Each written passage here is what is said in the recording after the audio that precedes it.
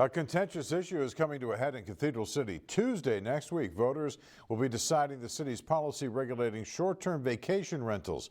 News Channel 3's Tom Tucker live in Cathedral City right now with more on this debate, which has been brewing for a couple of years at least. Tom. Well, John, this has been the topic of much conversation and debate at City Hall.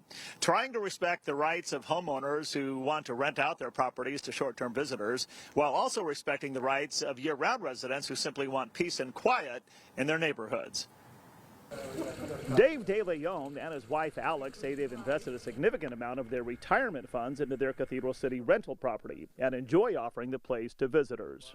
I mean, this house here that you're in right now, I spent almost $200,000 getting into this house. That's cash out of my pocket from my retirement. And I have to now think about how that's going to impact my ability to go forward if they shut us down. And Ruth Grouse says her rental property in the city was the only source of income for her family last year because their businesses were closed in response to COVID-19. Well, I think that all responsible homeowners should be really allowed to use their property in any way they see fit. Both stand to lose income if Cathedral City voters on Tuesday approve Measure B. A yes vote would uphold a decision by the City Council to phase out short-term rentals by 2023, except for those rentals in HOAs or properties where the owner lives in the home. A no vote would allow property owners to continue renting out their places under the previous, much less restrictive policy in place before the current ordinance was adopted by the council. You know, Measure B is an issue of quality of life.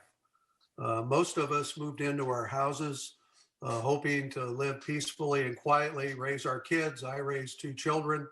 Doug Evans is with the Yes on B campaign and has lived on Roseno Road for 32 years.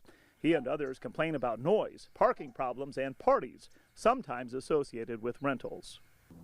According to the City Police Department, over a recent 14-month period, they received nearly 2,000 complaints or calls for service related to short-term vacation rentals.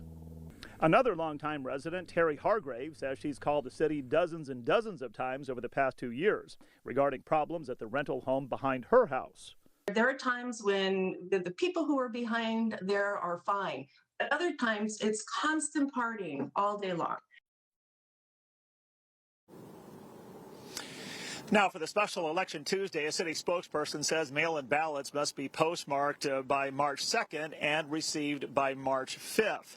And those mail-in ballots can also be dropped off at polling stations around the city. You can find those locations listed online by checking out voteinfo.net. Live in Cathedral City, Tom Tucker, News Channel 3.